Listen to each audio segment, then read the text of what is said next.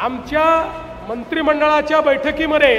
आम्ही हा निर्णय केला की मुंबईमध्ये मोठ्या क्लस्टरची आम्ही पॉलिसी आणली आणि झोपडपट्ट्यांनाही क्लस्टरमध्ये त्या ठिकाणी विकसित करण्याचा आम्ही निर्णय घेतला। कारण आमच्या समोर एकच विचार होता की आडवी असलेली झोपडपट्टी केवळ उभी केली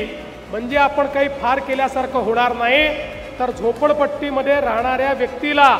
सर्व प्रकारच्या ॲमेनिटीज देऊन त्याच्या हक्काच्या घरात जेव्हा पाठवू, त्याला खेळाचं मैदान असेल, त्याला जिम असेल, त्याला शाळा असेल, त्याला आरोग्य मंदिर असेल, अशा सगळ्या गोष्टींसहित ज्यावेळी आम्ही त्याला त्याच्या घरी पाठवू त्यावेळी खऱ्या अर्थानं भारतरत्न डॉक्टर बाबासाहेब आंबेडकरांनी जो समतेचा विचार सांगितला आहे तो विचार आम्ही अंगीकारू। 45 वर्षापासनं अतिशय विदारक अशा परिस्थितीमध्ये राहणाऱ्या आमच्या रमाबाई आंबेडकर नगर आणि कामराज नगरच्या बंधू भगिनींना एक स्वप्न जे आमच्या सरकारने त्या ठिकाणी तुमच्याकरता बघितलं होतं ते आता केवळ स्वप्न राहणार नाही आहे, तर ते स्वप्न वास्तविकतेमध्ये बदलण्याचा दिवस हा आज उजाडलेला आहे आणि या कामाचं प्रत्यक्ष भूमिपूजन या ठिकाणी आपण केलं आहे।